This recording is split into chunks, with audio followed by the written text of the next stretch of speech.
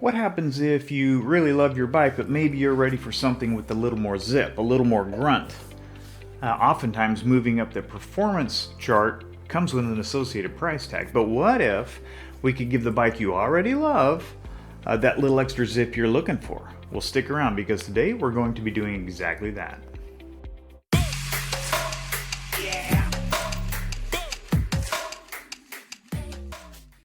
Increased performance from your bike in the form of power, more specifically acceleration, can be an expensive proposition. However, it doesn't always have to be. If you're going to crack open your engine and increase the displacement, for example, or you're going to add camshafts and the associated parts, the price can get to be extortionate. There is a way to get an increased sense of power and acceleration for only a few $100s. The way we're going to get this increased sense of acceleration is we're going to give the engine a increased mechanical advantage over the rear tire. But there is a trade-off to that, and we'll get to that in a minute. Imagine the difference between first gear and third gear.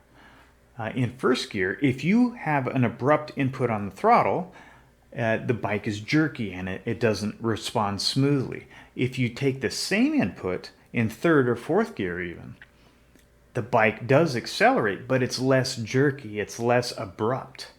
And that's because of the ratios within the transmission. That's not something we can change easily.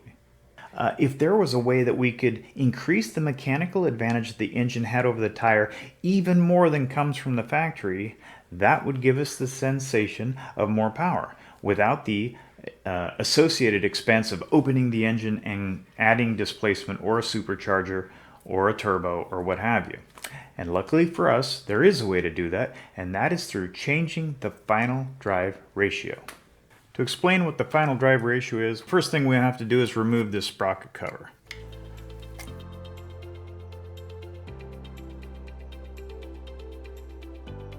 How we figure final drive ratio, you take the large sprocket and you divide it by the number of teeth that are on the small sprocket. The large sprocket, in my case, the large sprocket has 41 teeth, the small sprocket has 15. 41 divided by 15 goes in 2.73 times. So every time this turns 2.73 rotations, the back tire will turn once. Well, I want to increase that number. So instead of 2.73, I want, let's say for example, 3.0 times. That gives this a mechanical advantage over the rear tire, which we will feel as acceleration. The trade-off that we were talking about earlier is any speed you'll be going, your engine will now be turning slightly faster given the same speed. So here's an interesting thing to keep in mind. In most cases, one tooth in the front is equivalent to 3 teeth in the back. If I went down 1, that would be the same as going up 3. We are going to go up 3 in the back instead of down 1 because I want to change the look of the bike as well, right? So remember, this project is also about looking good too. So I want to freshen this up. So that's how we're going to play that. Okay, so the first thing we're going to do now is we're going to remove this chain so we can then get at the rear hub. This chain has rivets right here. You can see the rivets. We're going to grind those rivets out. Pop the link out, the master link, and then we'll be able to remove the chain. Okay, we've got our chain breaker here set up. As this isn't a chain breaker tutorial, look it up on the Google machine, learn how to use your chain breaker. But that's kind of out of the scope of what we're trying to do here. While the chain is still on here, I'm going to loosen this nut. So it took a long cheater bar and some pressure on the rear brake to keep the tire from turning as I cranked it open. All right, so we broke it loose. We're good there. I'm going to pull out this chain. We just remove this nut and we'll take it over to the workbench. And I want to say special thank you to Trevor Root up in Washington. I see what you did there, bud. I appreciate the support. Thank you. So the first thing that we'll have to do is remove the safety wire.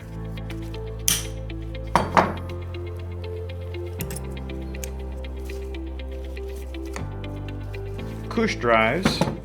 These only have 5,000 miles on them, so we're going to reuse these. A lot of people might want the polyurethane ones, but I've read a lot of reports of the polyurethane ones cracking. I'm going to stick with the original rubber.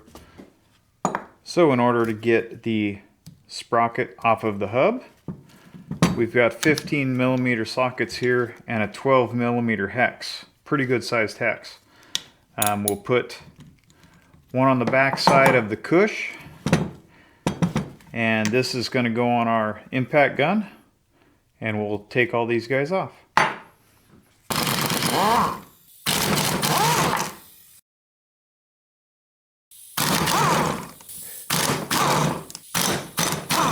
Now we have all of our parts. We've got our sprocket and our hub. We'll be replacing those with this sprocket and this carrier hub. Here's our sprocket that goes on the carrier, and then in place of the hub we have a new hub. This hub fits on the axle really well, nice and tight. It's a good fit. So it's all going to go like that. Our cushes will sit inside. They just fit right in. Nice and tight fit. Then our hub will go over the top of those. There it goes, just like that. And then of course that guy sits on there. First thing I'll do is clean off all of these guys, add a small film of grease. These bolts are going to go through the back of the sprocket carrier, and they are indexed with the flat edges of the bolt, so there's no way they can get out. Our 12 millimeter nut goes just like that. We're just going to put them on hand tight for now. We'll wait to torque them until we get them on the bike. That way we can have a nice stable position. We want to inspect those cushions, make sure they're not cracked or worn out. You know, sometimes you think they're in good shape and maybe they're not, so let's just make sure. These are all looking real nice, apart from being a little grimy, but we'll clean them up nice. I wanted to show you guys how chain adjustments and things were made on this particular bike. So this carrier here has 2 pinch bolts, and this keeps this hub from rotating. But you see how it's offset. If I loosen these and I rotate this whole thing counterclockwise, this axle will start to move backwards and up. So it will follow that circular path just by rotating this. When we have our sprocket on there and we have our chain, we can loosen the chain by turning it this way. That moves the axle forward. Or we can tighten the chain by turning this hub counterclockwise, moving the axle backward. And then we'll tighten these pinch bolts, and that will lock it in place. Here's our sprocket all set up. A light film of grease on these splines just so it doesn't seize at any time in the future. And then our castle nut. I think it's looking pretty sharp. All right, so let's fit up our chain.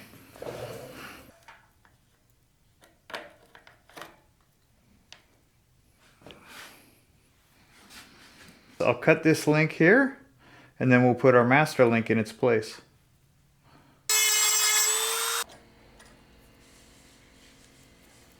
We've got our chain installed now. It's not adjusted, there's a lot of slack, but we've got our master link set up. And now I want to make sure that I torque these down, and I torque this guy down too.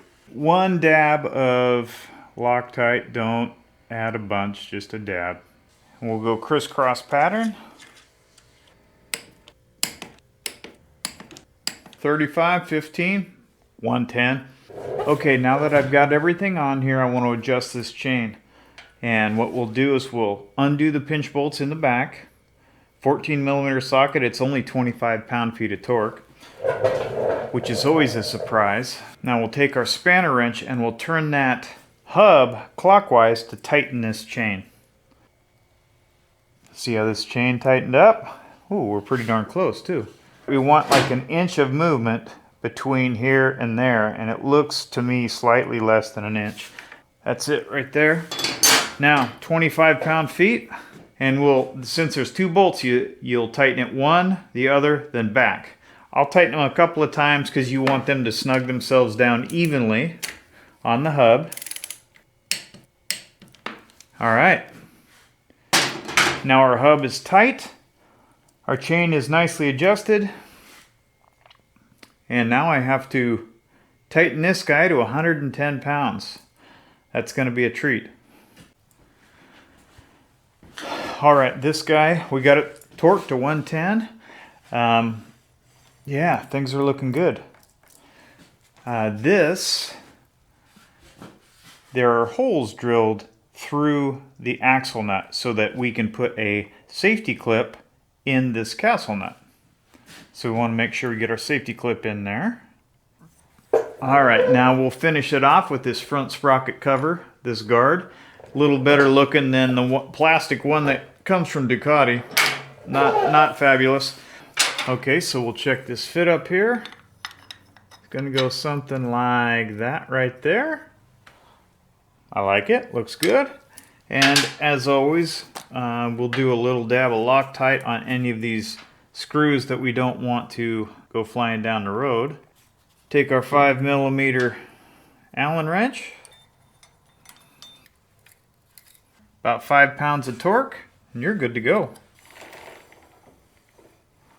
Can't wait to test ride that. And just like a lot of the parts we're using on this project, you can get them from the good folks over there at BellissiMoto. They've got a pretty extensive catalog, so if there's something that you'd like to consider putting on your bike, dig through their catalog and see what they offer for your bike. We'll leave a link down below and you can go check out some of their stuff. That finishes up today's project. Dropping of the gears will allow this thing to feel a lot more fun around town and not quite so long-legged. As always, I appreciate you guys stopping by and spending some time with me. If you're finding value in the series we're doing, please like and subscribe. It certainly helps me out. And we'll hope to see you on the next one.